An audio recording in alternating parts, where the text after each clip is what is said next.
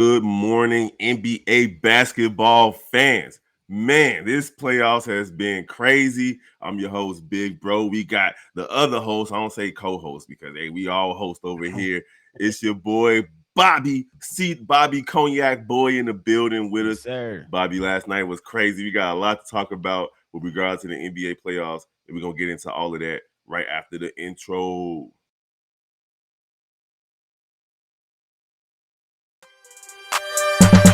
Welcome to the number one place for your daily basketball news and analysis, NBA Central.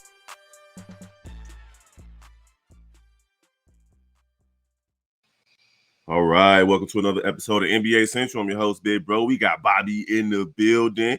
We had 4 NBA playoff games last night, and we're not even gonna go in order. We're gonna start with what was the craziest game. The Miami Heat take out the Milwaukee Bucks in overtime. In overtime, the number one team in the NBA is up out of there. They gone fishing. They out in Cancun right now sipping tequila.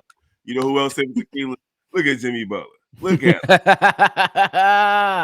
That's at my funny. man. Jimmy Butler was out there taking care of business. People comparing him to Michael Jordan these last 2 games. He averaging like 50 points. I mean, what's your takes on the game last night, Brody? Takes on the game is that first and foremost, got to give praise to the guy, Jimmy Butler, who is definitely one of the top performers in the NBA right now and in NBA history when it comes to playoff time. You can talk about what you want during the regular season, but when it's time and when the money counts and what everybody like to talk about, the playoffs, Jimmy Butler shows up. But then we got to talk about Giannis. I understand that you was out for a couple games, but last game, you needed it, you didn't get it. This game, you at the crib, you needed it, you didn't get it. And then finally, I don't know who the GM is over there for the Milwaukee Bucks, but somebody need to be handed the papers and shipped out. Mike Budenholzer was so terrible this series, it was ridiculous. You continue to play drop coverage, and Jimmy Butler was licking his chops. It was blood in the water. You did nothing. You did nothing.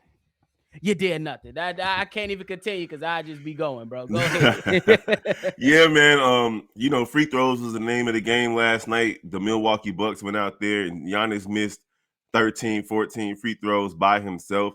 I think he missed more free throws than the Miami Heat took.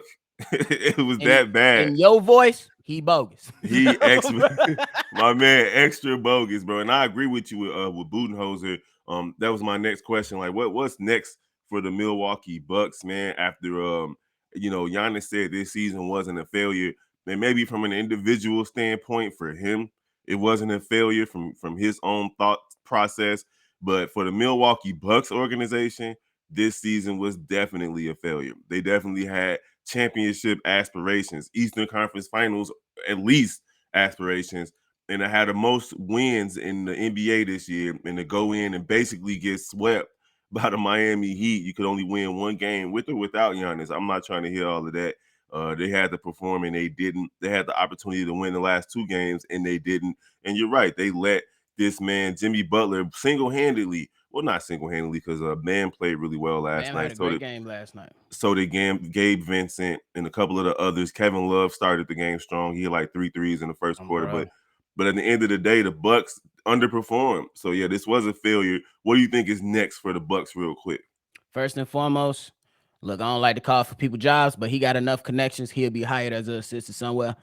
Budenholzer, you got to go. Number 2, you got to get younger on the team. You got all these older guys. You got Jay Crowder, Joe Ingles. You got a lot of older guys, Brooke Lopez, something like that. I think they need to go ahead and try to figure out a way to get younger. Maybe consider doing something with Chris Middleton, and then you can go ahead and do something get more athletic and get more better for Giannis. But then finally, you got to get somebody in there, or even if you don't make the head coaching change, you got to get back to what led you on the championship run. On the championship run, when things got tough, Giannis Antetokounmpo put his back to the basket, and there was nobody on the planet who can stop him. Regardless, you knew he was going to spin baseline every time, but it was still unstoppable. He got to get back to that. And I don't know what's going on in his head, because in that championship run, he barely missed free throws. And last night, within the last few seconds, he didn't even want to get fouled. He threw the ball almost out of bounds. Chris Middleton had to save it, knocked over the cameraman. He knocked him over so hard, we heard him in the mic of the announcers. Like, you good, bro? Yes, he good, bro, but Giannis bogus. There it is, bro. Shout out to Middleton, too, who had a great game last night. He didn't miss no free throws. Bro, that's why Giannis gave it to him, I guess. All right, so on to the other game that sent somebody home, man. The Cleveland Cavaliers fall to the Knicks 4-1, bro. Like 4-1. This was the series that pretty much everybody, the pundits on TV, the pundits on YouTube, the pundits on Facebook, were saying that it's going to go 6-7 games. These teams were evenly matched. It just turns out that the New York Knicks were just tougher, literally tougher than the Cleveland Cavaliers. That's pretty much how this series went. It was just about toughing it out. And with the exception of game 2, in which Donovan Mitchell and Darius Garland and company, they basically put their foot on the gas and blew out the Knicks. They didn't win another game after that. How you feel about it last night? First of all, me personally, I'm going to keep it a buck. I expected it to go 6-7.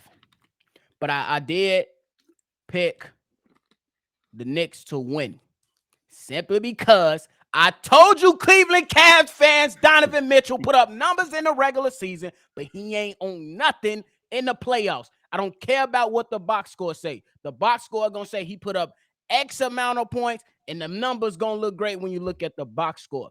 But they empty calories. They don't matter as much. He continues to show up and fall short in the playoffs. Hell of a talent. Hell of a player. But why can't he overcome? The playoffs are tough. Coaching matters. But most good players, they can overcome bad coaching. He cannot overcome yet. I mean, I don't even think it's really bad coaching. When you got Evan Mobley and Jared Allen just basically being no-shows for pretty much the whole series. Even last night, they combined for 4 for 12 from the field for 10 points. That's bad, but I'm on the flip side, bro. Just real quick, and my bad. Real quick, though, but on the flip side, you know what kills a team. This guy coming down, you dribble, and jacking up shots. This is not the regular season. The playoffs, it goes down to, and you know more than me, it goes down to taking care of the basketball and execution. Yep. Well, they definitely executed. They didn't have that many turnovers, but to your point, Caris LeVert and Darius Garland combined for 13 of 26 from the field, whereas Donovan Mitchell was 11 for 26 from the field. So your other two, go-to guys took the same amount of shots that he took, and they made more. So it's almost like, they needed him to be more of a facilitator. And typically in these types of situations, these must-win situations, you get your other guys going first before you do. That's how we was harping on that all season about DeMar DeRozan. He definitely needed to get other guys involved so they can get a rhythm before he starts searching for his. Donovan Mitchell didn't do that yesterday, and now they headed to Cancun. Agreed, bro. And then the last thing before we continue, bro, just last thing. You seen him throughout multiple games just sitting there yelling and like coming down hard on his teammates. I understand there's different leadership styles, but at some point, bro, you got to galvanize the troops. This is a young playoff team. This is the first time these young guys doing that. Do something to get them going. That's what separates the goods from the greats. So what's next for Cleveland, man? Now that they in Cancun sipping tequila? Oh, none, man. I think they'll be much better next season. Now these guys know what it takes, what needs to happen day in and day out.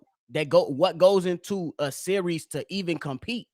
So I don't think they have to do much. I think I would say the only thing I would say, bolster up that bench. Bolster up that bench to go ahead and help, because you're gonna need some matchup options to come off the bench. Some good ones. You know what I'm saying? You just can't have scorers coming out the bench. You need some defensive presence on the bench too to come out to change the game. Yeah, I mean, I can't even say that I'm mad about Milwaukee or Cleveland losing, because we the Bulls over here. You did. We both. We salty. Them guys is our rivals. I was at the game last night in Milwaukee. definitely rooting for Jimmy Butler. I had them guys up there salty. All right, so the other 3-1 game yesterday was the Lakers versus the Grizzlies. The Lakers had an opportunity to put their foot on these boys' necks and send them home, but they did not. And it seemed like King James was kind of passive last night. The Lakers fall to the Grizzlies, and then the Grizzlies are headed back to LA for game 6 tomorrow. But they were able to get it done last night behind Ja Morant and Desmond Bane again. What you think about that game? First of all, shout out to Desmond Bane and Ja Morant. They was on a mission. Ja Morant, please slow down. Yes. You don't have to jump that high every play. We know. But I love to see. I love the athleticism. I just like that the Memphis Grizzlies went out and just didn't lay down. You know what I'm saying? I appreciate them for doing that. But another thing, though, LA, y'all had Anthony Davis have a good game and you lost. Anthony Davis been on and off every other game. Which Anthony Davis gonna show up? And LeBron James, them legs look heavy last night, my boy. Them legs look heavy last night, my boy. No. And listen, Anthony Davis went crazy with 31 points and 19 rebounds to go along with 2 blocks. Austin Reeves showed up again, as he's pretty much been doing all season. But you're right about LeBron. Like, LeBron was 5 for 17, 1 for 9 from 3. Yeah, I don't know why you jacking that. I know why, because LeBron's mind state is like, hey, we're going to get this done on the road. And just to point it out, Dylan Brooks has been stanky. The only thing that he's been doing this series is talking, bro. Like, he talked to the media last night. I doubt it. He better keep it up. He better keep it up. He better Listen, not. 3 for 15, 2 for 10 from 3, 8 points and 4 fouls for this guy. Like, dude, you talk so much. Like, you can at least be Marcus Smart good. Like, he's not even Marcus Smart good, and he out there talking so much trash. But the Lakers lose to Memphis. Memphis playoff hopes are still alive as they head back to LA. We're gonna talk about that tomorrow to see who's gonna win that game. But the last game of the night went to the Warriors. They got their first road win of the playoffs. Basically, I think their 9th or 10th road win of the season. No, bro, that's crazy. Yes, and the Sacramento Kings have to be feeling some type of way about this. All season long, people have been doubting these guys, saying that they, got all these wins, but they don't have enough experience. And it's unfortunate they drew the defending champions in the first round of the playoffs, because it's not looking good for these guys. Winning at the Warriors' house is already tough enough. Winning in a must-win situation in the playoffs, where these guys know how to do it. The Golden State Warriors have been doing it for like the better part of the last decade or so. Man, it's not looking good for the Kings. How'd you feel about last night's game? Last night, man, I thought the Kings came out with some great energy. They was battling, going back and forth. But as the game waned on, the inexperience started to settle in my opinion. You see Malik Monk just trying, and they could not hit the basket to overcome that 3-point deficit. It was like every time they get close to 3 or get within 2, boom, boom, boom, Golden State come back, hit them, knock them back down by 6, by 7. They come back, Malik Monk pulling again. De'Aaron Fox, I believe he started that game off great, but I believe that hand started to bother him. They was hitting it. You seen them. They was grabbing it. You seen plenty of times him shaking it off, grabbing it. I think it started to bother him a lot, but I gotta give kudos to this guy. Kevon Looney has been murdering the Sacramento Kings on the boards. He had 22 rebounds last night? Crazy. And he has been the difference of the game. I believe they've been guarding Steph and Clay particularly well. The difference is the second chance opportunities the Kings allowed the Golden State Warriors to have. That's been the difference for me, bro. And that type of stuff matters. It does, especially in playoffs. And before we finish this one, we got coming up next, the Atlanta Hawks hope to defeat the Boston Celtics again tonight, or it's Cancun time. It's only one game tonight, Bobby. But yeah, another person that showed up was Draymond Green. No triple single last night. No single. Hey, he was out there. Every time he took a shot, he's like, man, forget C-Dub. He don't know what he's talking about. This man went crazy for Golden State last night. Let me just look at his numbers real quick. Where is he at? Dre off the bench, by the way.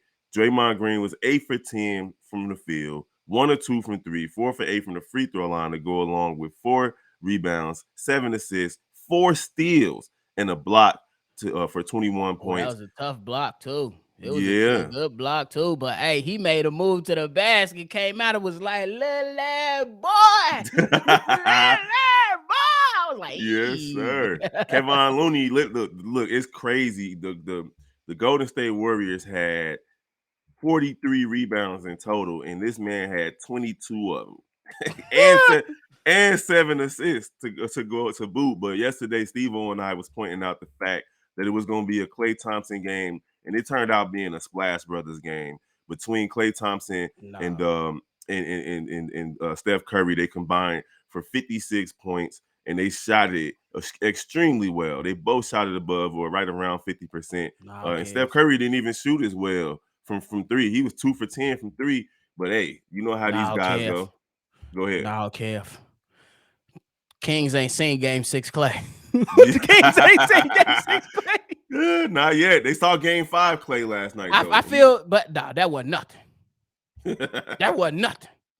No, that they're not prepared for what's about to happen. I hate to see it happen to the Kings because I believe they deserve a little bit of love. But sometimes that's how I planned it. Kings 1 or 2 games, Golden State get their 2 at the crib, grab some momentum. Now, I think they sealed the deal. Game 6 Klay, bro. Yeah, I see you. Game 6 Klay. I feel you on that one. All right, so we moving right along. Good shout out to the Warriors for winning last night, doing what they supposed to do. Honestly, like I think most people had the Warriors winning this series. Even though Sacramento. Hey, whoever the Warriors face up against, either LA or Memphis, we want to see it. So let's go. Oh, it's back to the other in the Eastern Conference. It's about to be an old school rivalry, the Miami Heat versus the Knicks in the second round. How many times they go over 100 before we just real quick? How many games they go over 100? What's the over under? Like it might be 2 games that's gonna go over 100. And it might not even both teams in the same game, bro. It's gonna be crazy. Tom Thibodeau and Spoelstra, baby. That's gonna be a crazy matchup. Down. All right, so we got the Hawks versus the Celtics. The Hawks versus the Celtics tonight is gonna be a crazy game. I didn't even know that Trae Young's name is like Raymond or something like that. It's his first name. Trae Young's first name ain't Trae. Like it's something else. But anyhow, Trae Young put them boys on the brink. He basically gave them PTSD in the last game. Boston is probably gonna blitz that man, trap him at half court, trap him on the elbow, force the ball out of his hand because he went crazy with no DeJounte Murray. They took care of business and they forced a game 6. So here we are again tonight with the Hawks on the rope. Who do we got winning tonight's game? First of all, shout out to the Atlanta Hawks. But I'm going to say this. I'm not picking y'all tonight, but y'all better win if y'all going to postpone Janet Jackson, that beautiful woman's concert. That's a beautiful woman right there. She a little older now, but she's still fine. But anyway, y'all better do something. I'm picking Boston tonight. I think Boston, they're going to struggle a bit, bro. I don't think Joe Mazzulla, me and Steve-O talked about on another episode, Joe Mazzulla doesn't have the defensive principles that Ime Udoka brought to the team. But he does still have the players. They still have the better team. If they come in there and think that they're going to walk through this and cruise through this, they're going to lose again. Mm-hmm. I'm expecting them to come out and have a game. And Jason Tatum, if I see another game, another meaningful game to where you don't show up, but Jaylen Brown show up, I got some words for you, my boy. It's too many examples now. It's too many examples where we see Brown show up and Tatum don't show up. Mm-hmm. You 6'9", 6'10", take over. Go ahead, bro. My bad. No, you straight. Get it off, Brody. I ain't mad at you. It's what we here for. At the end of the day, I'm picking the Celtics to win tonight because they gotta win. You don't want to be in a winner take all situation come Saturday. That's the last thing you want to have to do is go home and fend off this pesky squad who's done it before, who's won on the road to make it to the Eastern Conference Finals before. Trae Young is not new to this. He's true to this. And these playoffs, it don't matter. It's one game at a time. These guys don't care about being 500 all season. They just want to win to get to the next round. So his name is Rayford. Rayford Trae Young is ready to play. Don't call me that. Don't call me Rayford.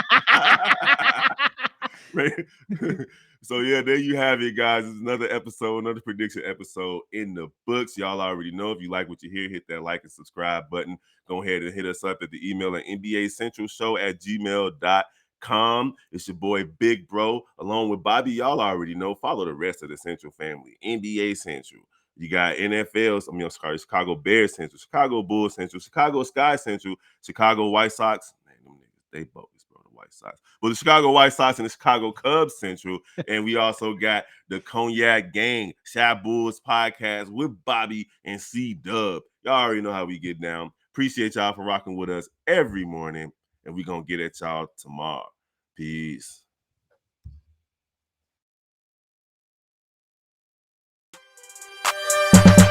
Welcome to the number one place for your daily basketball news and analysis, NBA Central.